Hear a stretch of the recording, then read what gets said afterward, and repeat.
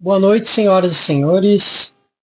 Espero e desejo que todos encontrem-se em pleno bem, que esteja tudo dentro do justo com cada um de vocês.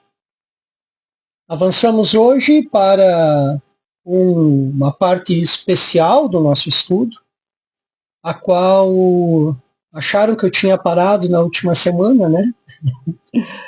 Não adianta querer passar tanta informação e não apresentar um método, uma possibilidade da aplicação desse estudo. Acredito que faremos essa nossa questão em 2 episódios, hoje e na próxima semana, eu espero e desejo. Se o Altíssimo for bondoso assim, acredito que no próximo domingo podemos ir para a segunda parte do método. Bem, a necessidade da aplicação de algumas situações quando nós nos dedicamos ao estudo dos arcanos do tarô é de suma importância, pois nós não utilizamos as lâminas, não utilizamos essa ferramenta de uma forma que não seja aquela a qual nós estaremos apondo a nossa vontade, ou seja, o que nós poderíamos resumir por um processo mágico. Eu acredito muito que quando nós utilizamos o tarô, nós estamos nos dedicando a um processo de cabala prática, ou seja, nós estamos utilizando um meio operativo para que nós possamos, por meio da nossa vontade, dar forma no mundo manifestado. E, quiçá, também operando nos outros mundos. Ou, ao menos, respeitando aquela escada da onde as coisas são originadas, criadas, formadas e manifestadas. Aqui, obviamente, nós envolvemos a hierarquia dos mundos dentro da visão da Cabala. Bem, ao avançarmos nesse estágio, seria muito interessante que, para o pleno sucesso, seja, de certa forma, posto em prática todos os nossos últimos 22 episódios. Mas os episódios anteriores, que seriam 2 episódios envolvendo os arcanos maiores, a explicação do tarô, a explicação dos arcanos, e depois o episódio que apresenta a situação envolvente aos arcanos menores, nem sugiro isso como a aplicação prática do estudo dos arcanos menores, porque aí vai do objetivo, do desejo, da vontade de cada um, mas para compreenderem aquilo que se inscreve dentro desta outra sequência, uma sequência mais esmiuçada daquilo que se apresenta dentro dos arcanos maiores e dos simbolismos dos arcanos maiores, dos elementos, vidas, mundos que se apresentam ali nos arcanos menores. Mas, enfim, a nossa dedicação de momento, então, é em relação aos arcanos maiores. Como dito, seria interessante que retornassem aí aos episódios anteriores, lembrando que todos eles estão salvos aqui no Instagram, no ícone dos Reels ou no próprio perfil, é só procurar. Eles estão também de uma forma mais bem organizada lá no YouTube. No YouTube nós temos ele todo catalogado junto com todos os episódios anteriores, né, desta nossa saga atual do projeto A História da Luz. É interessante que nós, desde o início do projeto até este particular, nós vamos desenhando as coisas talvez de uma forma a mais prática, a mais acessível, que está ao nosso alcance. Se ela chegou a uma aplicabilidade, nós não sabemos. Isso, muito provavelmente, só o tempo dirá. Bem, desejo então que todos estejam muito bem. Vamos hoje para a parte da aplicação daquilo que nós estudamos como método. Bem, algumas palavras iniciais. Hoje nós estamos, claro que eu busco tornar os episódios o mais atemporais possíveis, mas temos algumas datas importantes que são necessárias para serem comentadas. Hoje nós temos, no Brasil, ao menos, né, nós temos a data do 12 de outubro, que é o dia ligado à padroeira do Brasil, né? Nossa Senhora Aparecida, lembrando que ela é uma virgem negra. Aos que gostam do estudo a respeito da figura da Grande Mãe, a compreensão das virgens negras, né? Claro, podemos estar falando de um aspecto étnico, e por que não, sendo que a raça negra é talvez a mais antiga daquela que ainda está presente entre nós, né? As virgens negras também elas trazem uma questão ligada ao aspecto sombra, e não ao aspecto sombra interpretado de forma negativa, nefasta ou malévola, mas numa busca pelo interior. Após a noite escura vem um amanhecer dourado. E é esse aspecto que nós precisamos sempre nos recordar quando objetivamos o negro dentro do estudo daquilo que é religioso, daquilo que é mágico, daquilo que é oculto. Lembrando também que quando nós apresentamos o negro brilhante é aquele local onde originam-se as coisas. Podemos pensar na noite dos tempos? Podemos pensar na origem de tudo, daquilo que era caos, pelo menos aos nossos olhos, e que se torna ordenado, ao menos aos nossos olhos, e outra coisa, que tipo de ordem é essa, né? Mas outro ponto que acredito que é muito importante de lembrar, que é o interior do útero, o negro escuro da caverna maternal, daquilo que dá origem a toda a vida. Então, essa questão negra, das virgens negras, é claro, existe uma literatura muito vasta quando se estuda a respeito desse aspecto arquetípico da Grande Mãe, né? Então é importante nós lembrarmos que nós temos aqui uma grande figura, né? Uma figura importantíssima para a devoção do povo brasileiro. A nossa padroeira não é fraca, né? Como poderíamos dizer, ela tem uma grande importância dentro da tradição. Outro aspecto que é importante lembrar, que todas essas virgens, elas representam uma mesma virgem, que é a mãe do Senhor, a mãe de Jesus Cristo, aquela que deu origem à vida, que foi concebida de forma virginal também. Ao pegarmos e estudarmos os aspectos profundos da vida de São Joaquim e Santa Ana, nós percebemos também coisas maravilhosas que aconteceram depois na própria vida da mãe, da Virgem, né? Nós temos aspectos também fantásticos.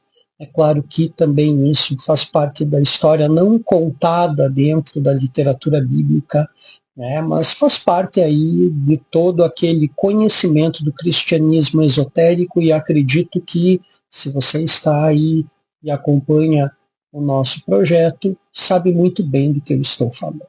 O cristianismo esotérico é aquele que nos leva, né, a um contato muito mais íntimo, muito maior com essa divindade presente no sagrado que há no cristianismo. Outros aspectos que são necessários, principalmente se você está na senda da tradição esotérica ocidental, além do 12 de outubro, que se segue o 13 de outubro. Uma data importantíssima, em 1307, numa sexta-feira 13, o rei Felipe decreta uma ordem de prisão e a tomada de todos os bens da ordem dos nossos irmãos do templo, da ordem dos cavaleiros templários, resumidamente falando.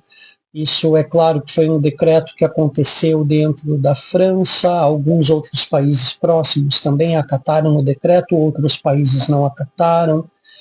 Nós temos aí várias situações. Então, há 718 anos atrás, nesta madrugada, nessa véspera, né, os irmãos do templo tinham a sua prisão decretada, os seus bens tomados pelo rei da França e também pelo Papa. algo que gera inúmeras situações que já comentamos isso nos episódios iniciais do nosso projeto A História da Luz, mas que é importante nós lembrarmos. A Ordem do Templo teve uma existência de, vamos arredondar, 200 anos. Em 200 anos, ela conseguiu criar algo dentro da tradição esotérica ocidental incomparável. Nós podemos também, e claro que com olhos muito lúcidos, observarmos essa situação. Dentro da própria Ordem do Templo, nós já começávamos a perceber algumas situações muito mais ligadas à matéria, deixando a espiritualidade de lado. Então é muito provável que tudo isso que acontece, e como nós precisamos acreditar que o divino também, por meio da manifestação das coisas, né, ou seja, origem, criação, formação e manifestação, as coisas acontecem aqui, neste último campo, nesse último estágio, por decreto divino. Se isso aconteceu, é porque havia razões para acontecer. Obviamente, depois de certo tempo, a ordem ressurge em Portugal como a Ordem de Cristo, algo que nós sabemos ela está aí até hoje. A Ordem do Templo também com as suas inúmeras ressurgências neotemplárias, ou seja, a Ordem do Templo acabou, mas os Cavaleiros Templários não. Né? Também no nosso trabalho, inicialmente, lá nos primeiros episódios, quando nós estudamos sobre a iniciação, nós percebemos, né, aqueles cavaleiros que fogem e ficam na Europa, se acolhem junto ao seio da nobreza, eles acabam se misturando aos construtores das catedrais, às ordens operativas, às guildas, né, dos pedreiros. Os irmãos do templo acabam se escondendo dentro desses canteiros, onde nós podemos, obviamente, direcionar isso para a parte dos construtores especulativos. Vocês sabem muito bem do que eu estou falando, que é a franco-maçonaria. Os outros que fogem para o Oriente, nós podemos, né, sistematizá-los de uma forma muito lúcida também, vendo aquelas vertentes que vão dar origem ao que hoje nós chamamos de rosacrucianismo. Então, temos alguns aspectos muito interessantes para, não digo celebrarmos, mas nos recordarmos a cada ano, quando chega o 13 de outubro. Em inúmeros lugares do mundo, nossos irmãos se reúnem, todos nós dedicamos alguns momentos das nossas meditações, das nossas preces a esse momento único da tradição esotérica ocidental, que é lembrarmos, né, da passagem, mesmo que rápida, dos nossos irmãos da Ordem do Templo aqui nesse plano da manifestação. E também não podemos esquecer, em 1803, 13 de outubro de 1803, a passagem para o Oriente Eterno de nosso venerado mestre passado, Nicolau de Saint-Martin. Amanhã, então, são 222 anos da passagem do nosso venerado mestre passado. Bem, são situações, também as pessoas não duram para sempre, mas precisamos recordar também que o Nicolau de Saint-Martin, ele está, de certa forma, também ligada a muita coisa que aconteceu dentro da tradição esotérica ocidental e que todos nós, de certa forma, estamos ligados a isso. Bem, avancemos então para o intuito do episódio de hoje, inicialmente, né, dando abertura à parte do nosso estudo, deixando o introito agora, chegando ao fim do introito. Nós então pedimos ao grande Deus, que é o Altíssimo, o grande arquiteto do universo, ao seu Filho, Yeshua, o iniciado perfeito, Jesus Cristo, né? Ao Espírito Santo, ou seja, o sopro do Santo, Ruach HaKadosh, que permitam a presença dos sempre muito queridos, muito caros por nós, Arcanjo Micael, de todos os Beni Elohim, na figura, na presença de Elohim Tsabaoth, que permitam aqui, entre nós, a presença sempre constante e grata do nosso muito querido Anauel, que permita com que sejamos sempre coerentes dentro da senda justa que medeia entre Jaquim e Boaz. Que assim seja. Bem, estudamos aí por diversas semanas, começamos lá no mês de abril desse ano, essa parte dos nossos estudos a respeito dos arcanos maiores do tarô, trazendo informações que são muito relacionadas principalmente ao, claro que alguns podem discordar, não estamos aqui para agradar ninguém, né? Estamos aqui para apresentar para vocês uma dessas visões deste que vos fala, do resultado de algum bom tempo de estudos, nossas primeiras, como já falei em outros episódios, não quero ficar sendo repetitivo, mas para você que nos assiste agora, o início desses estudos se deram entre o ano de 1997 e 1998, onde nós tivemos uma frente junto a uma sociedade, né, muito respeitável, onde começamos a produção de determinado material. A ferramenta tarô, ela aparece já nos meus dias e noites, ainda na minha adolescência, algo que começou a gerar certa curiosidade, também toda aquela curiosidade em relação ao que o Antigo Egito também desperta, e não apenas em mim, mas acredito que em todos, né, a presença deste eco do passado, ao qual nós chamamos Egito, e que chamamos também de iniciação. Os estudos começam, então, nunca de forma conclusiva, também eu não acredito que tenha chego a grandes conclusões, mas acredito que tudo aquilo que foi apresentado nesses últimos episódios apresentam uma certa coerência junto à tradição rosacruciana e martinista, né? Se falamos de rosacrucianismo e martinismo, nós falamos também de tudo aquilo que está dentro do envolvente da tradição esotérica ocidental e das suas ciências sagradas. Como sempre gostamos de lembrar, que são a alquimia, a astrologia, a cabala e o hermetismo. Claro que elas são sustentadas por algumas estruturas, né, que nós vamos chamá-las do que vai objetivar dentro do caminho da gnose, da busca pelo conhecimento, da mística, ou seja, da busca pelo seu despertar interior, e também daquilo que nós vamos chamar de processos mágicos.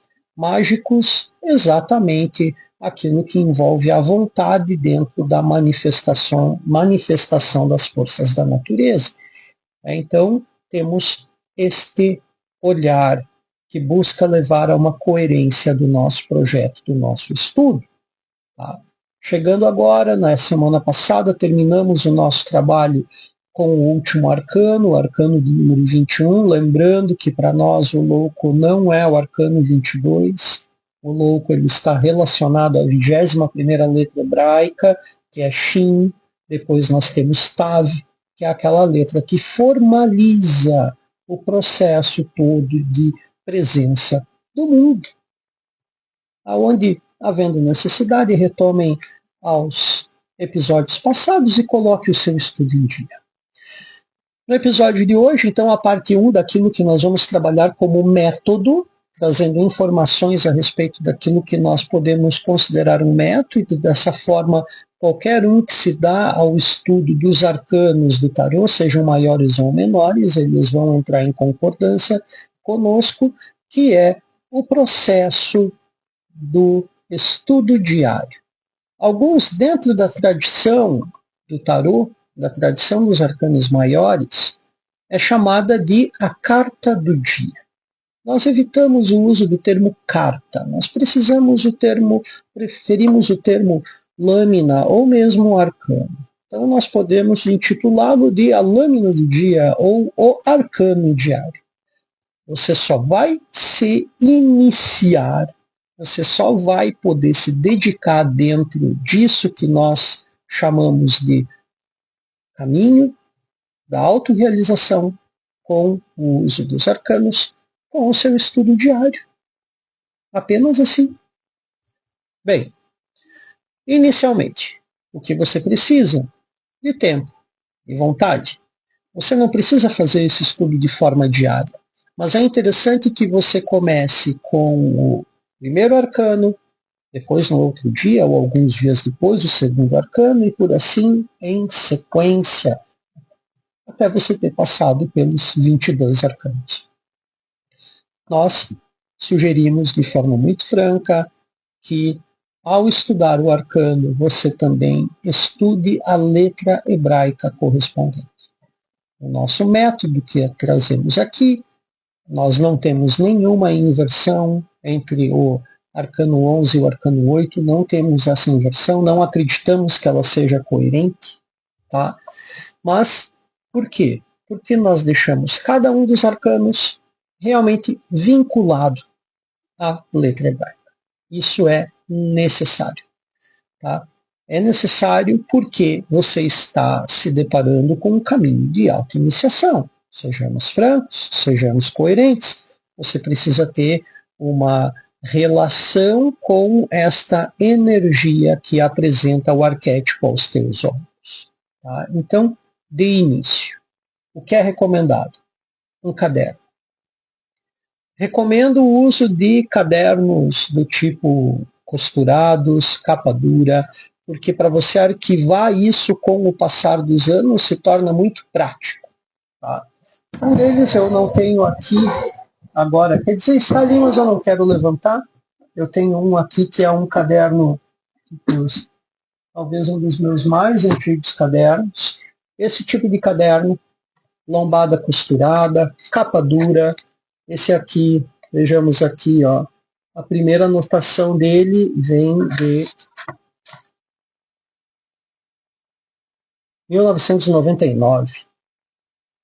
Tem uns papéis aqui no meio também, anotações de coisas da vida. É assim que nós trabalhamos, tá? Um caderno. Para quê? Para você fazer as suas anotações de forma definitiva, que isso se torne um registro fasciculado daquilo que você está colocando dentro do teu estudo. Isso é necessário. Em determinados pontos, você vai retomar algumas referências. Por exemplo, aqui tenho um dos meus blocos, eu tenho o hábito, né? Isso talvez é um costume que vem ali da Ordem Rosa Cruz, de ter sempre o caderno de anotações. Né? Esse aqui, por exemplo, ele vem, esse aqui também está vinculado ao meu estudo cabalístico. Né? Ele começou aqui no dia 17 de 4 de 2005 e finalizou no dia 15 de 2 de 2006. Vejam, inúmeras anotações, bloquinho antigo da Escola de Artes, maravilhoso. E aqui, vejam, já temos letra hebraica e anotações, aonde nós vamos vincular a letra e o arcano do tarô. Tá? É assim, gente. É assim que vai. Outro bloquinho. Também. Outro. Esse aqui é um dos mais importantes. Esse aqui eu trabalhei muitos arcanos do tarô. Letras e arcanos do tarô. Isso que sirva de incentivo. É uma dica. Utilize isso. Deixe os teus estudos, como eu poderia chamar de fasciculados. Coloque data, início, fim. Você precisa disso. Tá? Então, a primeira dica, caderno, caneta e as lâminas. As lâminas, acredito que alguns devam estar acompanhando o nosso grupo no Telegram. O grupo do Telegram, toda semana, quando foi postado o episódio, eu upei lá no grupo do Telegram, que vocês vão ter acesso a ele por meio do canal A História da Luz. Lá dentro tem um link para o grupo de estudo do tarô. Lá nós temos os 22 arcanos e também o verso do arcano. Você pode baixar o arquivo, as lâminas lá estão sem cor, são as mesmas lâminas que eu usei durante os episódios. Você pode imprimir e utilizá-los em suas. Tem até a parte do verso. Se você quiser imprimir a parte de trás da lâmina, está lá o arquivo também. Procurem lá no Telegram a História da Luz e lá dentro tem o link para o nosso grupo de estudos do Telegram. Tá? Então, de início, dicas, caderno, caneta e lâminas.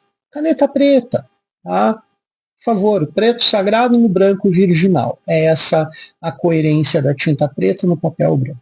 Tá? Estamos também aí com o feminino e masculino. O feminino do negro brilhante, da luz negra brilhante do útero, e o branco do esperma. Né? Esse é o símbolo, não estou inventando nada. Tá? Né? Ou seja, a Apsu fertiliza a terra com a chuva, ou seja, o branco, e ela vai se mesclando junto às veias do nosso mundo, né? E vai dando origem a Nair Mataru, que são as águas internas. Bem, caderno, caneta e lâminas. O uso das letras hebraicas é necessário. Então, providencie esse recurso. Estarei postando hoje mesmo esta tabela que foi feita aqui em 2006. Tá? Que é um outro caderno também, bastante coisa, são cadernos diferentes. E nesse aqui eu postarei lá no grupo do Telegram, tá? Essa tabela com todas as referências necessárias para o estudo de vocês. Então procurem-nos no Telegram, a História da Luz, e lá no YouTube tem os links, tá? E dentro do grupo A História da Luz, como você vai entrar no canal e você vai ter acesso a todo o conteúdo anterior, procure lá o link, ou daqui a pouco eu posto lá novamente o link do nosso grupo de estudos. Todo esse material também estará postado lá. Esse aqui eu ainda não preparei, mas depois eu fotografo e posto lá. Tá? Podem usar esse aqui. Não é um arquivo de letras hebraicas, mas a partir disso aqui, tá? A partir dessa daqui, você pode ter grandes sucessos aí no seu estudo. Tá? Só deixa eu me organizar aqui. Ok? Avancemos. Caderno, caneta, lâminas, uso das letras hebraicas é necessário, então providencie esse recurso, eu estarei postando lá para vocês. O estudo diário. O estudo diário tem a disciplina, método e constância é o único caminho ao sucesso. E estudar na sequência, do arcano 1 ao 21, e junto a isso vinculado o estudo de Aleph a Tav. É assim que você vai proceder. Quer ter sucesso nesse estudo? É assim que você vai proceder. Tá? Desenhe essa letra. Bote essa mão para funcionar. Tá? Copie ela. Copie, vai conhecendo o desenho dessa letra. Da forma como você conseguir inicialmente. Mas lembre que esse é um processo que vai auxiliar bastante você na sua caminhada. Tá? Do mago ao mundo, conjugado com a letra hebraica correspondente. Dica! Havendo necessidade, assista os nossos vídeos. Volte lá, episódio por episódio, se houver necessidade, faça isso a cada 2 ou 3 dias. Para lá, assista o nosso episódio. Não custa nada. Está aí, é de grátis. É de graça. Está aí para todos. Bem, desenhe a letra. Tá? Faça a prática do início ao fim, do 1 ao 21, no caso do arcano, lembrando que o louco não tem número, mas ele equivale, ele está ali no lugar da letra Shin, que é a 21ª letra, 22ª letra, que é Tav, está ali o arcano, o mundo. Evite inicialmente a leitura de livros. Com o tempo surgirão as dicas. Posso auxiliar em privado, sempre. Todos os episódios, talvez algum tempo eu não diga, mas os episódios antigos eu sempre me coloco em prontidão, estou aí, me coloco ao que houver necessidade. Tá? Entre em contato, aqui pelo Instagram, pelo direct. No YouTube tem o nosso e-mail, tem o grupo do Telegram. No grupo do Telegram, tu procura lá, no canal do Telegram, você procura o grupo de estudo do tarô e manda mensagem por ali. Qualquer coisa, manda um e-mail. Ali o e-mail também, tá? Qualquer coisa, me chama pelo Instagram e eu passo o número do meu WhatsApp também, tranquilamente, tá? Com o tempo, os livros surgirão, mas faça as práticas.